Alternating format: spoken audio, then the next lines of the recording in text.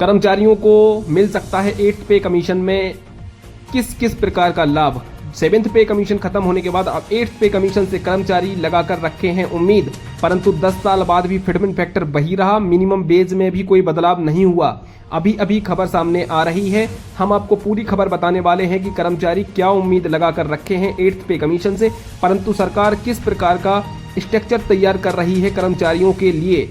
8th पे commission में क्या क्या लाभ हो सकता है और क्या कर्मचारियों को नुकसान पहुंच सकता है, जो फिटमेंट फैक्टर है उसमें क्या बदलाव होगा, या फिर जो 6th पे कमीशन था उसके अकॉर्डिंग सैलरी बढ़ेगी, परंतु 7th पे कमीशन के अकॉर्डिंग कर्मचारी मांग कर रहे हैं। तो आइए हम आपको पूरी जानकारी बताते हैं। यदि आप वीडियो पर नए हैं तो चैनल को सब्सक्राइब कर लें और वीडियो को लाइक और शेयर करना ना भूलें। तो अभी ये खबर सामने आई, 8th पे कमीशन में जो डीए होगा वो पूरा मर्ज कर दिया जाएगा। ये तो हर पे कमीशन में होता है, जो आपका डीए होता है महंगाई भत्ता, वो पूरा आपकी सैलरी में मर्ज कर दिया जाता है और आपकी एक बेसिक सैलरी बना दी जाती है। तो उसी प्रकार ये खबर सामने आई है कि जो आपका डीए होगा वो आपके 8th पे कमीशन में सैलरी में मर्ज हो जाएगा, उसके बाद आपकी बेसिक सैलरी बन जाएगी। तो उसके बाद अब कर्मचारियों को क्या उम्मीद है सरकार से, जब 8th पे कमीशन बनेगा तो आपकी कैलकुलेशन किस प्रकार से सरकार करने वाली है। एक ये आपका स्ट्रक्चर बनाया है, जो लेवल 1 के कर्मचारी हैं 18,000 जो बेसिक है वो आपका 51,480 रुपये होने की उम्मीद है, उसमें 33,000 रुपये की बढ़ोतरी हो जाएगी। ये बढ़ोतरी कैसे होगी, जब आपका डीए भी उसमें मर्ज हो जाएगा और सरकार की तरफ से कुछ उसमें फिटमेंट फैक्टर लगाएगा तब। और जो लेवल 2 के कर्मचारी हैं 19,900, उनकी सैलरी 56,914 हो जाएगी, जिसमें 37,000 की वृद्धि होगी। लेवल 3 के कर्मचारी की सैलरी हो जाएगी 62,062 रुपये, जिसमें 40,000 की वृद्धि। और लेवल 4 के कर्मचारी 72,000, जिसमें सैलरी 47,000 की वृद्धि। लेवल 8 के कर्मचारी की सैलरी 1,36,000, जिसमें 88,000 तक की वृद्धि देख सकते हैं। ये लेवल 10 तक के कर्मचारियों का आपका स्ट्रक्चर बनाया है, जिसमें लेवल 10 तक के कर्मचारियों को 1.5 लाख तक और सैलरी हो जाएगी, जिसमें 1 लाख तक की वृद्धि देखने को मिल सकती है। ये स्ट्रक्चर बनाया है जब आपका फिटमेंट फैक्टर रहेगा 2.86, उसके अकॉर्डिंग ये आपका स्ट्रक्चर बन रहा है। यदि ऐसा होता है तब जाके कहीं आपकी सैलरी इस प्रकार से बढ़ सकती है।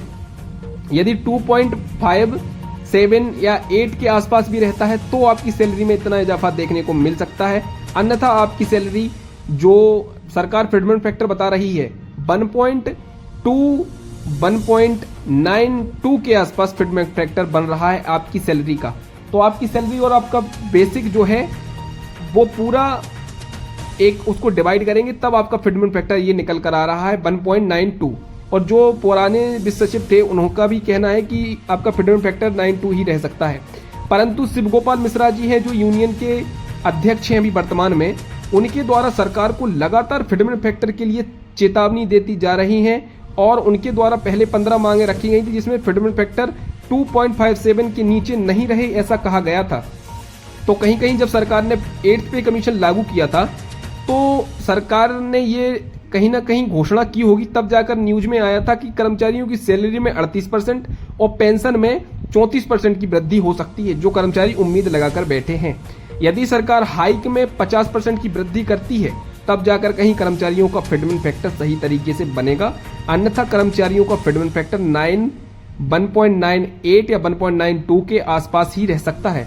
अब हमने ये उसका दूसरा स्ट्रक्चर बनाया है, जब आपकी फिटमेंट फैक्टर 2.86 रहे तब जब कर्मचारियों को आपकी 8th पे कमीशन में बेसिक सैलरी 44,288 रुपये हो जाएगी, लेवल 2 के कर्मचारियों की 48,974 रुपये, लेवल 3 के कर्मचारियों की 53,466 रुपये, लेवल 4 के कर्मचारियों की 62,850 रुपये, लेवल 5 के कर्मचारियों की 71,923 रुपये, लेवल 6 के कर्मचारियों की 87,084 रुपये और लेवल 7 के कर्मचारियों की 1,10,554 रुपये, लेवल 8 के कर्मचारियों की 1,17,177 रुपये और लेवल 9 के कर्मचारियों की 1,30,386 रुपये।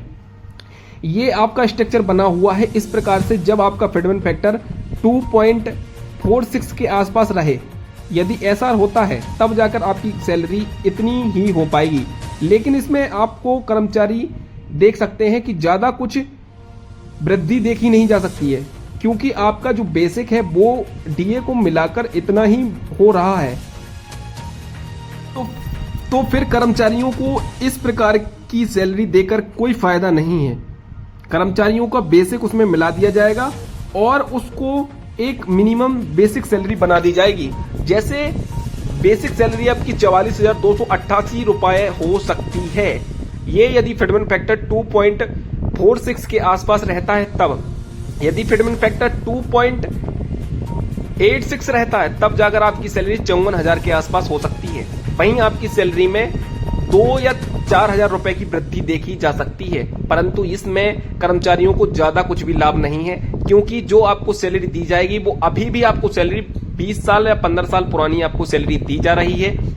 यदि सरकार को चाहिए कर्मचारियों की सैलरी में वृद्धि करनी है तो कर्मचारियों को फिटमेंट फैक्टर के साथ हाइक कम से कम 70 या 80% लगाना होगा। यदि 70-80% सरकार हाइक लगाती है तब जाकर कर्मचारियों की सैलरी में कुछ ज्यादा वृद्धि देखने को मिलेगी। अन्यथा कर्मचारी बिल्कुल भी उम्मीद ना लगाएं कि आपका फिटमेंट फैक्टर ज्यादा रहेगा और आपको ज्यादा सैलरी में वृद्धि देखने को मिल सकती है। सरकार इसका गणित लगाकर रखी हुई है कि आपका जो फिटमेंट फैक्टर है वो 2.9 से कम होकर 1.92 के आसपास रह सकता है। हाइक भी सरकार ज्यादा लगाने वाली नहीं है। अब कर्मचारियों को रहेगा कि सरकार जो 8th पे कमीशन में है इस प्रकार से आपका फिटमेंट फैक्टर बन रहा है 1.92 या 1.93 के आसपास। अब सरकार को इसमें चाहिए कम से कम 80% हाइक लगाए, क्योंकि अगर 50% हाइक भी लगाती है तब भी आपका फिटमेंट फैक्टर 2.41 के आसपास ही बन रहा है। और जो आपका 18,000 बेसिक है उसको अपन मल्टीप्लाई करते हैं 1.93 में, तब जाकर कहीं आपकी सैलरी 34,750 रुपये बन रही है। और इसमें आप डीए मर्ज कर देंगे तो आपकी सैलरी वही 44, 43, 50 हज़ार की नीचे ही रहेगी।